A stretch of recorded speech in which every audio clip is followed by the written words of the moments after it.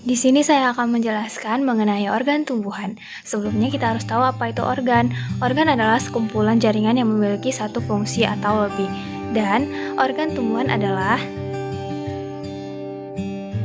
kita juga perlu mengetahui adanya kelompok tumbuhan dikotil dan monokotil.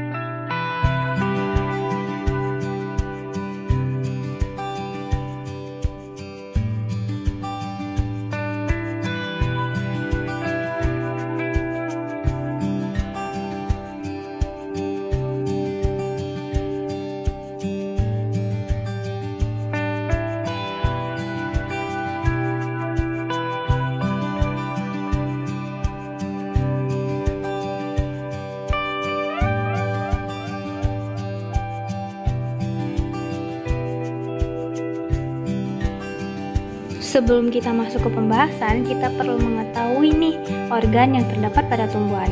Ada akar, batang, buah, bunga, dan daun. Dan kali ini kita akan membahas secara terperinci mengenai struktur anatomi dari organ tumbuhan, yaitu batang.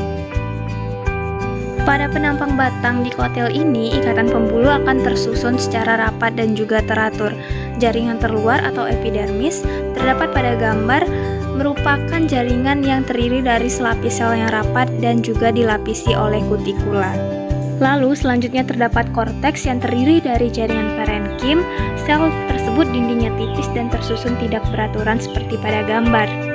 Lalu ada endodermis, merupakan lapisan terdalam korteks yang terdiri dari sel berbentuk lonjong dan mengelilingi stele. Juga terkadang endodermis ini berlignin. Kemudian adanya kambium, terbagi menjadi dua, ada kambium intervasikular, yaitu terdapat di antara berkas pengangkut, dan kambium vesikuler yang terdapat di dalam berkas pengangkut seperti pada gambar. Lalu juga ada jari-jari empulur yang terletak di dalam berkas pembuluh. Jari-jari empulur ini terdiri dari sel yang berbentuk poligonal dan merupakan tempat menyimpan cadangan makanan. Kemudian terdapat berkas pengangkut yang terdiri dari xilem dan floem. Xilem berada di dalam setelah kambium, sedangkan floem di luar sebelum kambium. Xilem berfungsi untuk mengangkut air dan zat hara ke tempat fotosintesis, sedangkan floem mengangkut hasil fotosintesis. Pada penampang batang monokotil ini terdiri dari epidermis atau jaringan dasar yang melindungi jaringan-jaringan di dalamnya, sama seperti pada dikotil.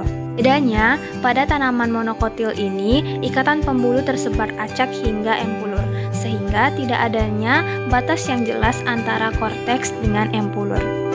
Selain itu, pada bagian dalam terdapat jaringan dasar, korteks, dan juga berkas pembuluh, yang terdiri dari xilem dan floem. Terlihat pada gambar, xilem berwarna lebih cerah dan floem lebih pucat.